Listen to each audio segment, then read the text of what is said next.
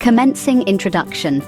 The Rapist movement and emergency broadcast a call to action to save lives by evacuating rapists from mixed-sex schools and therefore stop sexual violence. Rapists in first world countries have an average life expectancy of 25 years of age before rapists are forcibly compelled to commit suicide to protect the public for force to commit rape. This is an issue affecting 365 million males globally per generation, which is being censored by the media in discrimination against rapists.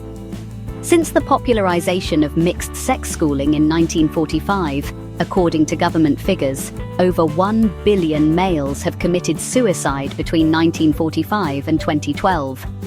As far rapists recognise as canon 100 billion hominids have lived historically, and 27 billion rapists have committed suicide historically to stop rape, despite the realities women continue to wear pro-rape attire. In case you're not aware, rapists are born allergic to the female body, suffering a redacted medical condition called in ancient times as an abomination, yet would be known medically as victimomorphoallergies. This medical condition is historical to both Abrahamic religions and vampiric religions, as rapists were born with victimomorphoallergies as the genetic population descended from where male men had sexual activity with lesbians. Lesbians are rapists' ancestral mothers, and secondly, due to the actions of the Watchers, 164,000 years before Common Era, rapists have a second genetic medical condition. This medical condition is redacted by world governments and deemed terrorism for rapists to declare publicly, due to it being produced from genetic contamination by extraterrestrials called the Watchers, which came from heaven and sexually defiled rapists' ancestors. Here is a question you may wonder: why is rape women's fault according to rapists? Because firstly, women violate contract law, which deems in contract law women at fault, and two, because women have caused systemic inabilities for rapists to improve their state from one of rape. Billions of women globally wear pro-rape attire, which Islamists call immodest apparel. This is particularly an issue for rapists which are being forcibly compelled to commit suicide or rape because of women. If women in a society historically dressed modestly and wore anti-rape attire, a rapist's lifespan was over 50 years longer at minimum.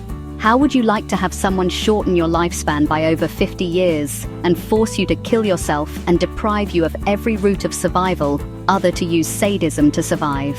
For rapists, if women dressed in anti-rape apparel, rapists didn't have to rape to survive if women dressed in anti-rape attire, and sadly due to mixed-sex schools that's now a debatable of if such is still valid. For those unaware, Rapist is a civil rights movement founded in 660 Common Era in the Covens to end rape.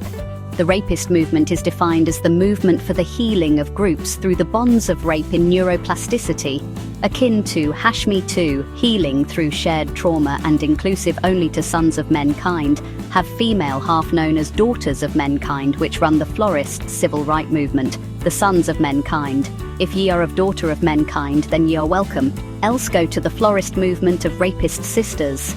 However, the term has since 1945 become used globally as part of smear campaign popularized by feminazis and the company BlackRock through the media, which falsely define rapist as a person which rapes another in libel. To entities interested in scientific inquiry as to how lack of trademark has progressed over time as governments have been infiltrated by the feminazis, the female half of the Nazi Party, for evidence consult a Google engram of the words rapist and raper. Raper is the word which in the invention of the English language was coined to refer to people that raped others, whereas rapist is coined in 660 Common Era when trademarks didn't exist, and has etymology from the word rape as the belief in rape as a problem. Rapist is a redacted movement which believes similar to Me Too in healing through shared trauma, more specifically healing through the bonds of rape in neuroplasticity. This is why therapists are called therapists, because they were originally the rapists, the being prefix and rapist being suffix in therapist.